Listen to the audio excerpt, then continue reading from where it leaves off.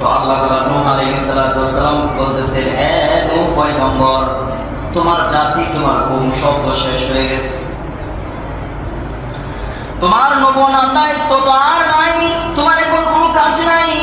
নূহ, তুমি এক কাজ করো, তুমি মাটির পাতিলা বানাও।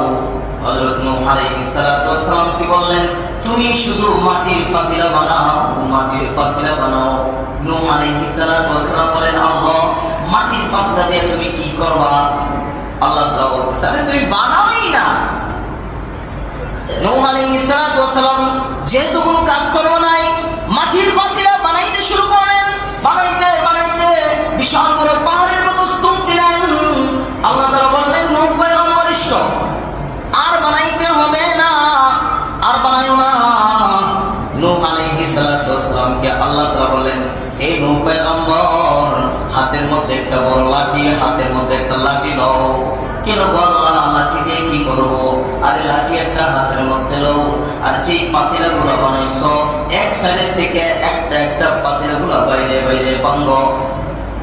নূহ আলাইহিস সালাতু ওয়াস সালাম বলেন, আল্লাহ, ও মালিক, এত কষ্ট করে পাতিল গুলা বানাইলাম, হাতে লাঠি নিয়ে পাতিল গুলা আমার হাতে বানাইলা, আবার আমার হাতে ভাঙবো ওই পাতিল গুলা, এক সাইড থেকে ভেঙে ফেলবো, আমার কি মায়া লাগবে না? এত কষ্ট করে বানাইছি, আমার কি মায়া হয় না? এটা কি তুমি জানো না? আল্লাহ তাআলা বলেন, নূহ রে, এটা আমি জানি, তুমি জানো না, এই জন্য তোমাকে জানাইতেছি। নূহ, তুমি এই পাতিলাগুলা ভেঙে ফেলো, কারণ ওই পাতিলাগুলার মধ্যে তুমি কি রূহ দিছো? না, আমি রূহ দেই নাই। হাত পা দিছো? না, দেই নাই। চক্ষু দিছো? না, দেই নাই। কোনো কিছুই তুমি পাতিলাগুলোর মধ্যে দেও নাই, শুধুমাত্র মাটির পাতিলাগুলো বানাইছো।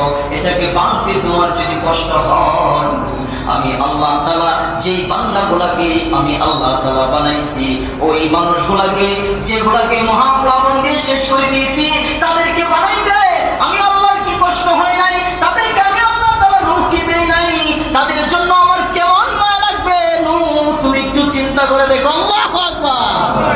নূহ আলাইহিস সালাতু ওয়াস সালাম সিজদায় করে বলতেছে, আল্লাহ, অপরাধ তো করে ফেলেছি, মালিক, সব শেষ হয়ে গেছে। আল্লাহ তাআলা এটাই বুঝাইতে চাইতেছেন যে, এই নূহ পয়গম্বর, একটা সাধারণ মাটির পাতিলা তুমি বানাইয়া ভাঙতে তোমার যে পরিমাণ কষ্ট হয়, আমি আল্লাহ একটা মানুষ বানাইয়া তাকে মারতে, তাকে মৃত্যুবরণ করাতে এর থেকে কোটি কোটি গুণ বেশি কষ্ট হয়। ঠিক কিনা বলে? এটা আল্লাহ তাআলার কষ্ট লাগে, কিন্তু আমাদের মানুষের, এখন মানুষের ভিতরে